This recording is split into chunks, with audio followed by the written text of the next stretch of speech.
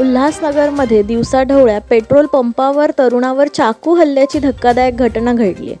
कौटुंबिक वादातून मेव्हण्यानेच हा हल्ला केल्याची माहिती समोर आली असून पोलिसांनी दोन्ही आरोपींना अटक केली असून हल्ल्याची सर्व घटना सीसीटीव्हीत कैद झाली आहे. उल्हासनगरच्या कॅम्प नंबर 5 परिसरातील पेट्रोल पंपावर नागेश चव्हाण या तरुणावर चाकूने हल्ला करण्यात आला. नागेश हा संबंधित पेट्रोल पंपावर काम करत होता.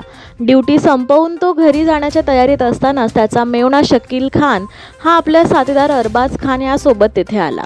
कौटुंबिक वादातून झालेल्या बाचाबाची दरम्यान शकील खान याने सोबत आणलेल्या चाकूने नागेशच्या पोटावर वार केलाय. या हल्ल्यात नागेश गंभीर जखमी झाला. घटनेनंतर नागेशला तातडीने उल्हासनगरच्या मध्यवर्ती रुग्णालयात दाखल करण्यात आले. मात्र प्रकृती चिंताजनक असल्याने त्याला पुढील उपचारासाठी मुंबईतली रुग्णालयात हलवण्यात आले आहे. या प्रकरणी हिललाईन पोलीस ठाण्यात गुन्हा दाखल करण्यात आला असून शकील खान आणि अरबाज खान या दोन्ही आरोपींना पोलिसांनी अटक केली आहे.